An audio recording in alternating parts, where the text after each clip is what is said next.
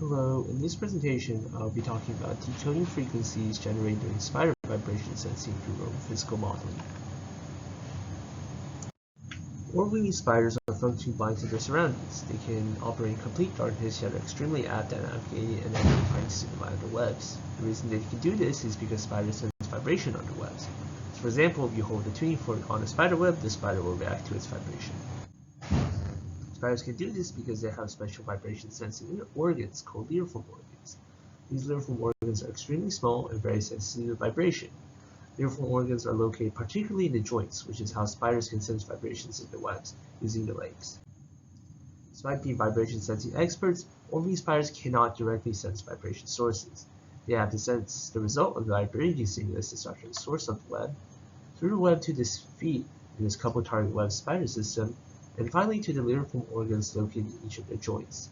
This means that the spider has to use their web to extend their sensory system, interpret the vibrations in its joints that is receiving the spider's sensory input to understand information throughout its web, the target vibration. And this coupled target web spider system that the vibrations travel through can be modified through two different ways. One is through modifying the web properties for sensing beforehand, such as changing web geometry and tension. And other one is change it through short timescale length behaviors of the spider during the sensing process. In this presentation, we'll be focusing on how short timescale length behaviors may be used for vibration sensing of prey. Here's an example of short timescale length behaviors during sensing. We can see that the spider is reacting to a fly landing on its web. What's interesting here is that the spider is actively adjusting its posture doing this dynamic crouching movement that is moving up and down, seemingly to identify the prey's location. In this presentation, we want to understand how dynamic behaviors such as dynamic crouching can help the spider sense prey, and if so, how. This work is partially inspired by Natasha Monterey, where she found that black widows can modify the vibrations they receive with different postures. There are many difficulties with just using biological observations to study this problem. Here we can see two different trials of prey sensing behavior shown by the spiders. You can see that there's a lot of parameters that are different to compare between trials. For example, the web geometry is different, spider behavior is different, and the prey location is different. This makes it very hard to compare between trials. It's also very difficult to measure the spider joint vibrations and the web vibration all at once. And as a result, there's no study that measures how length behaviors affect the coupled target spider web system. To address this challenge, we built a robophysical model of the target spider web system to take multiple simultaneous repeatable measurements of the system. We built a setup off of the ceiling to create a model spider web consisting of parachute shock cords that have similar tensile properties to that of the real web. We also have two high-speed cameras monitoring the web to measure the vibration of the web. In the center, we have a four-legged spider robot that can do this basic dynamic crouching motion, and a prey robot that has a linear solenoid that can oscillate back and forth. We can also collect the vibration sensed by the spider robot through accelerometers and record the actuation produced by both the spider and prey robots. Now, the model that we're making here has many differences compared to the actual system we are studying. This is our first version of a physical model, and for simplicity, we had our spider robot only have 4 legs. But we hope this is a first step that can shed some light on some of the behaviors observed by the spider. Now, equipped with the robophysical model, we can begin answering our questions. And we'll be answering 3 sub-questions throughout this presentation that will go into detail in the future. But I want to highlight that now with our robophysical model, we can individually vary prey robot behavior, spider robot behavior, the coupled target web spider system to see how that affects the spider robot vibrational data. In order to understand our spider robot vibrational data, we need to understand how we're getting it. We have accelerometers on the spider joints to measure vibrations during experiments. For experiments, we conducted 3 trials of 5 oscillations produced by the spider robot with 1 second of rest. We filter the raw data, extract the resulting vibrations that the spider senses after it finishes 1 oscillation, as seen in the red boxes shown here. We did not take the data of oscillation when the spider robot is moving, denoted by the sharp peaks before the red boxes, as the data was not interpretable. We overlap each oscillation, cut in the red boxes, and perform a Fourier transform and average it, gaining the frequencies of the resulting vibrations, denoted by the peaks in the graph. You can see here that each oscillation overlaps very well, and there's very little error showing the repeatability of this model. To read the Fourier transform graph, what I have to do is look at peaks, and that will identify the frequency and the magnitude of that frequency. Here are how the accelerometers are oriented on the web, denoted by circles, that were attached to each of the joints on the spider robots. Each leg of the spider robot has 2 joints, making a total of 8 accelerometers. For the sake of time in this presentation, I'll only be focusing on the accelerometers closest to the prey robot, denoted in blue. The vibration profile of the other accelerometers are very similar to this accelerometer. So now we can ask our first question. Can spider robot behavior detect prey robot presence? Now, when we look at the spider, we can see that it's changing its posture up and down, dynamically crouching on the web.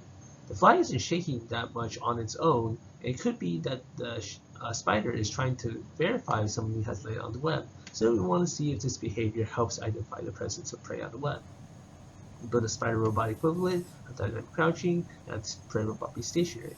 And we compare 2 different scenarios, one when the prey robot is not on the web, and one when the prey robot is on the web.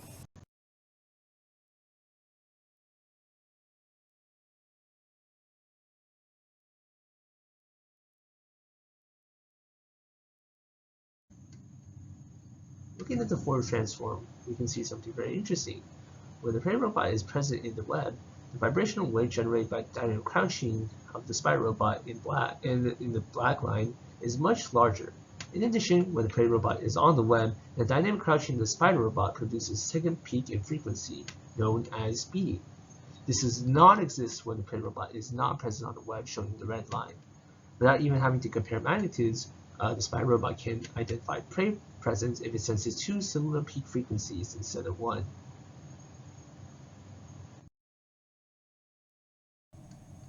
Now that we know that our spider robot can detect prey robot presence, we can ask a second question if the spider robot can determine the location of the prey robot through dynamic crouching. We do the same experiment again, having this spider robot moving and a stationary robot, but we instead move the prey robot closer and far away from the spider robot.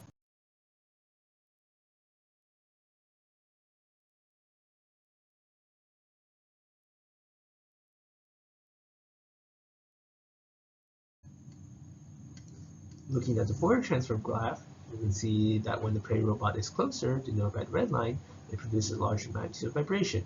This makes sense as the prey robot is essentially closer. It also changes that second peak frequency significantly compared to the black line when the prey robot is farther away. You can see that in the red line, that second peak frequency is much farther away to the first frequency compared to the black line's second frequency. This indicates that prey robot location affects the vibration the spider robot receives from dynamic crouching.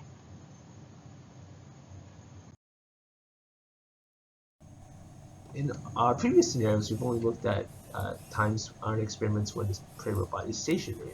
But what happens when there's dynamic crouching is done during the moving prey robot? Can dynamic crouching help the spider robot locate and move the prey robot? So we have 2 different scenarios, one when the spider robot is not moving and the spider robot is moving, and have the prey robot move at an arbitrary 1 Hz. To the Fourier transform, we can see that when the spider robot is not moving, denoted by the blue line, it senses the 20-30 Hz signal seemingly generated by the prey robot's vibration. When it is moving, however, it changes the vibration that the spider robot receives while also sensing the spider robot generated vibration. This indicates that dynamic crouching can modify the prey robot generated signal if there is one.